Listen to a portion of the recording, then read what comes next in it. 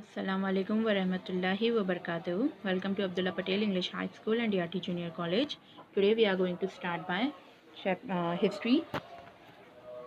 Chapter number 1, Renaissance in Europe and Development in Science. I hope you have watched my earlier 3 videos for chapter number 1 and understood the chapter till now. Moving further, with the navigators, we have completed by Marco Polo, Ibn Battuta, Henry the Navigator, Dias, Christopher Columbus, Amerigo Vespucci. Now we are going to see Vasco da Gama. I hope you have listened the name of this very famous explorer, sailor, Vasco da Gama, who has sailed in the year 1497. He is a Portuguese seafarer who has sailed with a fleet of 4 ships. While he has started his journey, he has started with 4 ships and he was having 170 sailors who came in searching for India. He reached in the eastern coast of Africa and visited few African ports like Mombasa and Malindi.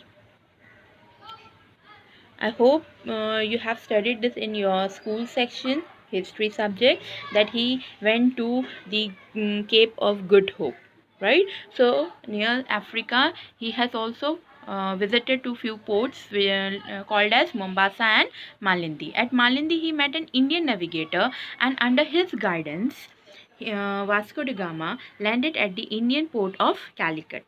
At that time, it was known as Kozhikode. In 1497 he started sailing, and after 1 year 1498 he came to the Indian port of Calicut. He asked King Zamorin. Zamorin at the time over here at Calicut, the king who was ruling, the king name was Zamorin of Kozhikode. He asked for trade permission to him. After obtaining the permission, after getting the permission for trade, he returned to his land, that was Portugal. Thereafter, he visited India twice. When he went over to Portugal, he came for 2 times again in India. For the first time when he came over here after visiting Portugal, right? So when he came after that in India, he became the Viceroy of Goa and Kochi after the Portuguese rule was established there, and hence that was the reason that Portuguese rule was established over there.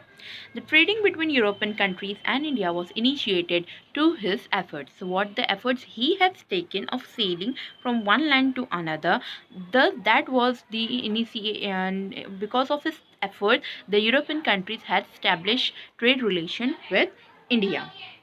I hope you have listened, or if you have visited Goa, you can see over there that the many things, if we will see that it is European based, it is Portuguese style, and there are a lot many of churches, though Goa is in India, but we can see over there, or if you have listened, that there are Christians. So Christians, Europeans. Okay, are you getting it? As Portuguese rule was established over there, so whatever the style we see or the paintings we see over there, it is European style. We can see Portuguese style over there. Now the next explorer was Ferdinand Magellan. I hope you can see the picture of him. Ferdinand Magellan is known as the Spanish explorer who organized the first expedition, which proved to be the first attempt of circumnavigation of the earth. Unfortunately, when he had almost reached completion, Magellan was killed in Philippines. Now it was not like that. If the sailor is there, so there is no problems, there will be no hurdles in their life or in their way. They have to face many dangers. Okay, so in Philippines, while he was discovering, or he was doing the navigation of the earth, circumnavigation of the earth, so unfortunately, when he had almost reached completion for the task what he has got, He was killed in Philippines. However, his companion, the person who were helping him, his companions completed the circumnavigation of the earth. Charles I, the King of Spain, has planned his expedition. Okay, so people were there behind these people, the sailors. They helped the sailors to do the things. Now, the next is Samuel de Champlain. Now see, the French navigator and cartographer organized expedition to North America. There he established French colonies. He established the city of Quebec in Canada. Now see, the French navigator and cartographer. Cartographer means a person who designs the map. A person who designs the city, the maps, area on the maps. Hence, he has done the expedition to North America. We have already studied about America. America came from whom? From whom? Whose name it has been kept? America. Amerigo Vespucci. Right? So he has done the expedition to North America. Samuel de Champlain. Over there, he established French colonies. He established the city of Quebec in Canada. Moving further, our next explorer is Abel Janszoon Tasman. Tasman was born in Holland. He belongs to city of Holland. He contributed to the colonial rush for searching unknown lands by discovering New Zealand. In 1644, he surveyed the southwest coast of New Guinea Island and discovered the region of Carpentaria in Queensland, a northeastern state in Australia. Again over here, the person he has searched many unknown lands which was not there on the map, and thus he has also discovered certain islands which were undiscovered till now. He discovered the region of Carpentaria in Queens Island, a northeastern state in Australia. Our next explorer is Captain James Cook. He is from the British Royal Navy, set his foot in New Zealand and Australia. He surveyed the island in the Pacific Ocean and prepared accurate maps. He prepared accurate map. The person who make designs for map is called as cartographer, right? Cartographer. So he is also a cartographer as he has prepared accurate exact map, correct maps. He cut across 60,000 nautical miles during his journey of 3 years. In 3 years, he has done the journey of 60,000 nautical miles. Okay, means a very, very, very far journey, a long journey he has done. A great navigator. Now, our second last navigator explorer is Louis Antoine da Bougainville. He was a French seafarer. He reached Tahiti after crossing the Pacific Ocean. In 1771, he wrote a book, Voyages Around the World, which describes his journey to Tahiti. Means how he has done the journey, what were the hurdles, what obstacle he has faced during his journey, all these things, the enjoyment he has done, what things he has seen, what new things he has observed. There are all things he has described in the book, his journey to Tahiti. Using the information in his book, French missionaries reached Tahiti in the 19th century. By taking help of his book, some French missionaries also reached Tahiti in 19th century. They established a French colony in Tahiti, one of the island, and also a flowering climber. Bougainville is named after him. Over there also there was a city which was a flowering one, so that flowering climber was named after him. And our last explorer is Mungo Park. Park is a Scottish explorer, is known for his expedition to Western Africa. He has discovered Western Africa. In 1795, he traced the course of river Niger as a part of his expedition. Now, as he has done the expedition to Western Africa, he has also traces the courses of river Niger as a part of his expedition. He has also included course of river Niger too in his expedition. I hope you have understood by the great people who have discovered the unknown land I Now I will continue by further topic, that is industrial revolution. Now slowly and gradually there was many sailors who started exploring different parts of African and ancient continent. Why? What was the reason? As we have studied in whose we have studied in Henry, Prince Henry the Navigator. Over there we have seen that he encouraged people, he encouraged sailors to search unknown lands. For what reason? Why he has encouraged? What was the reason behind that? Because they wanted raw material. Raw material for what? To use in machine. Hence there came industrialization. Because without raw material, machine is nothing. The work cannot be done.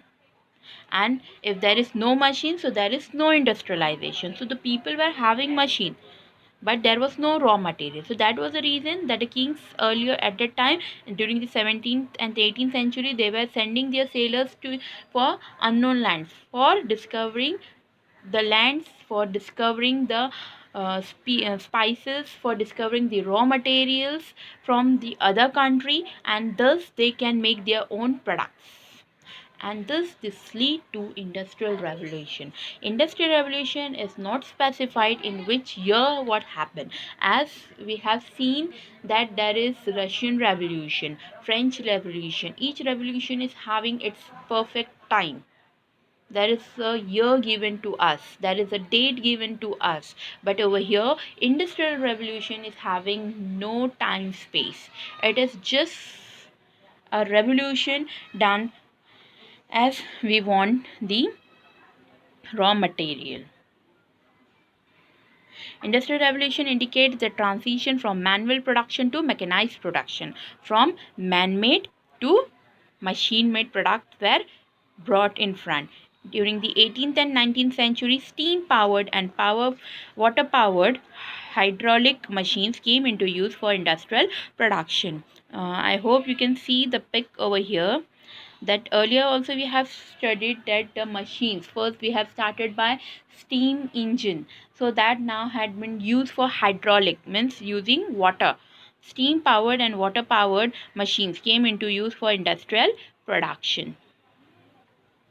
Industrial revolution could happen only in a capitalist economy. Capitalist economy means which is having a good enough money.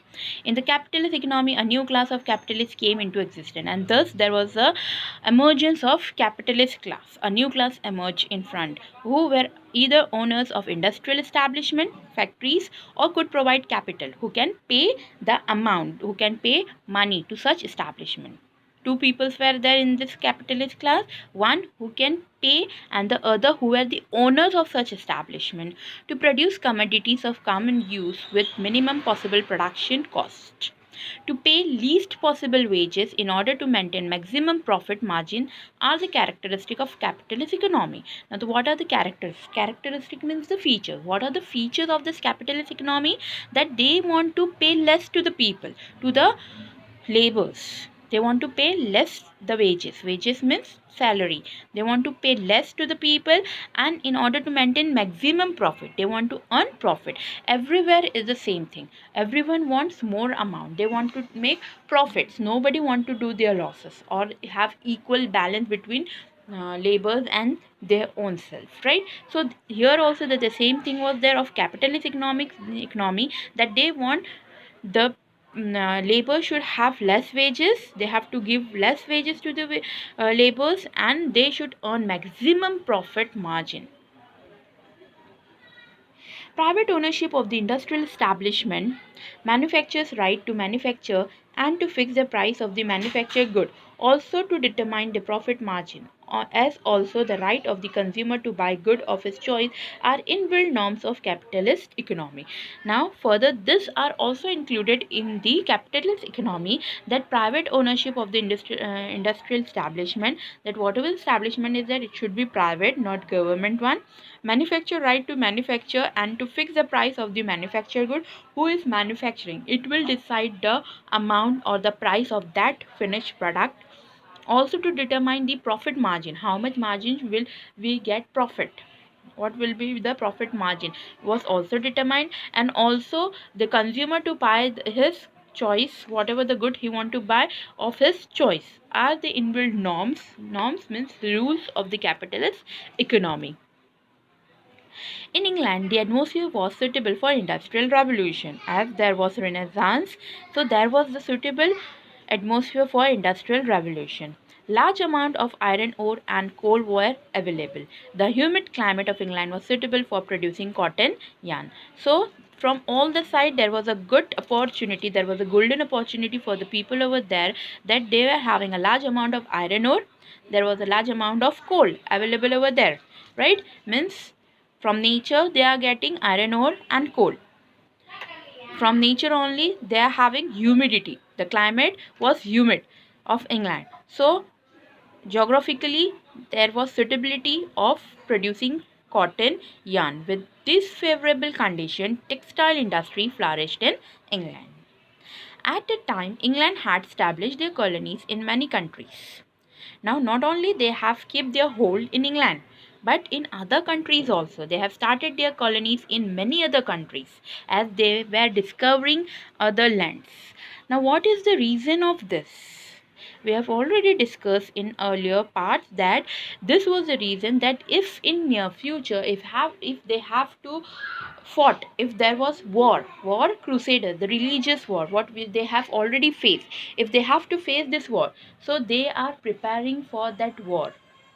Okay, so England could easily obtain large quantities of essential raw material at cheap rate from their colonies. So where they were having established their colonies in other country, so from there they were getting raw material at very cheap rates. England could also export the processed goods to the colonies and sell it there with large profit margin using their navy. Now, as they were using the navy from the waterway they were using, so it was very cheap. Waterway is very cheap, right? So they were selling their own products in the colonies where they were ruling in the other countries, and they were getting large profit margin from them.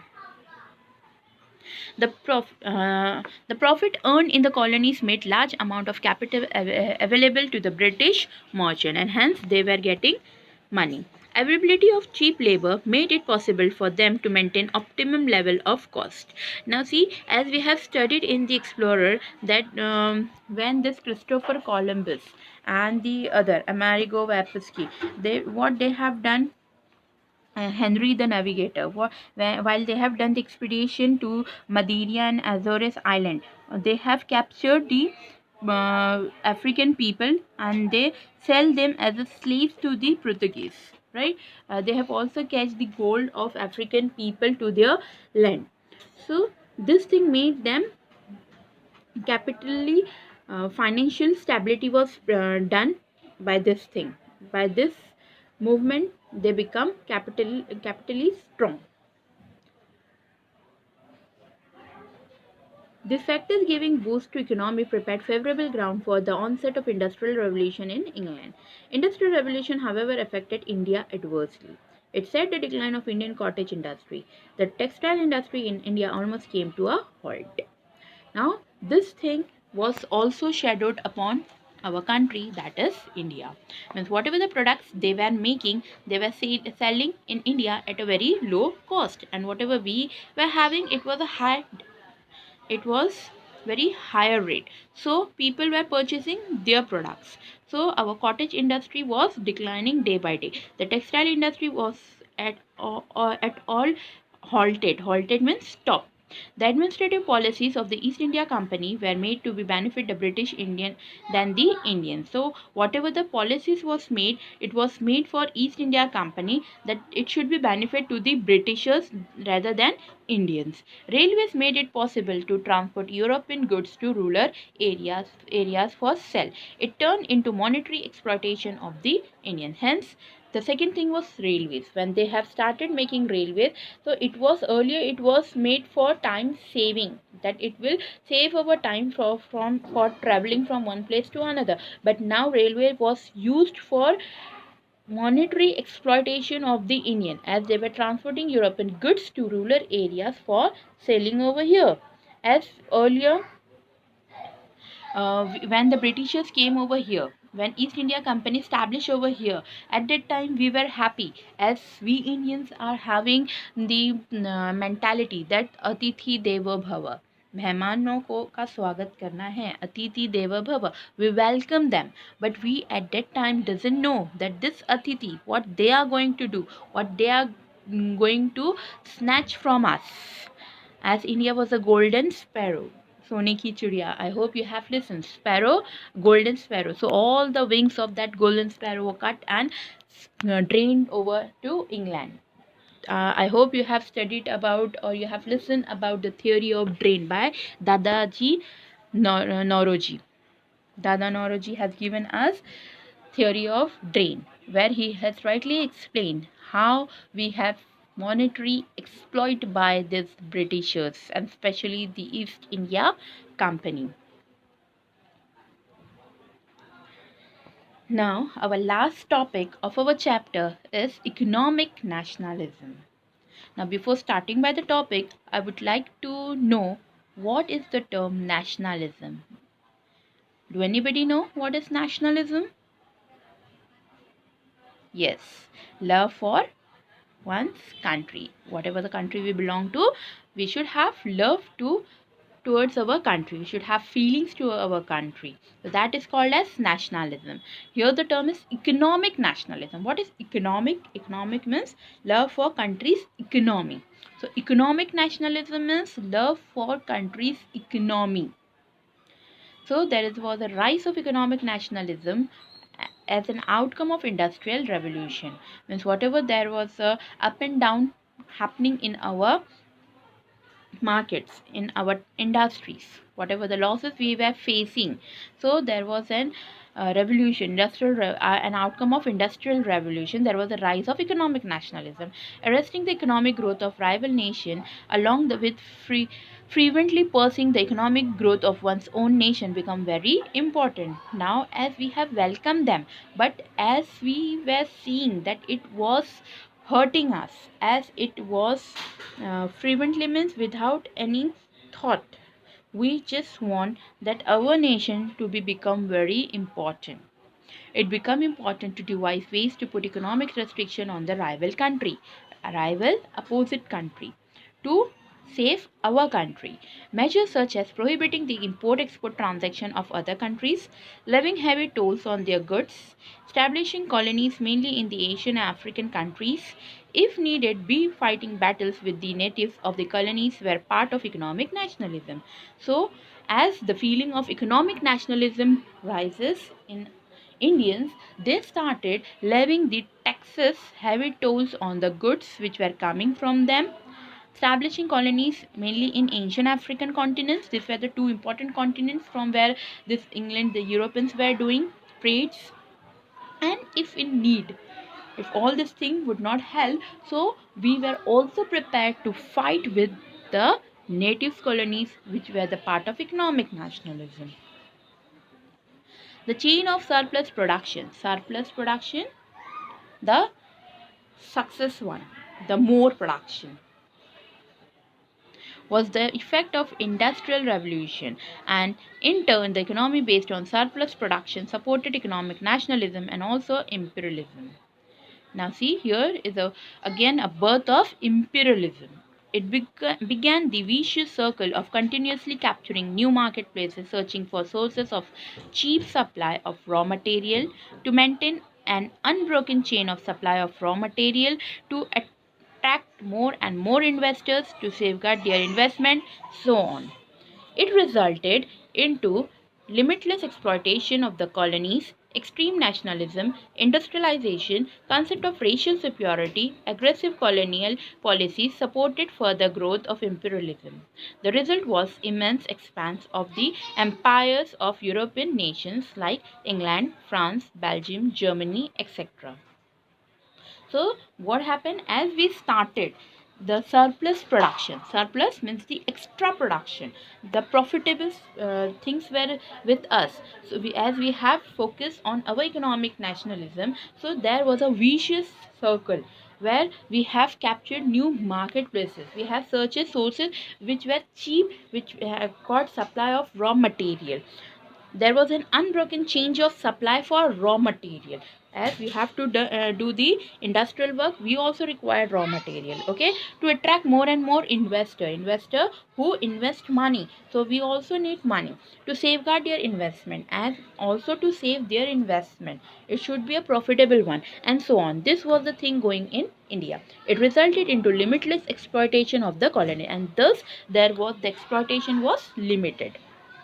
Extreme nationalism. This created extreme nationalism. People were loving to their country, having feelings towards India. Industrialization was going on. Concept of racial superiority, aggressive colonist policy supported further growth of imperialism. The result was the immense expanse of the empires of European nations. Like now, the result was that the colonies, the further colonies, were expanding in India.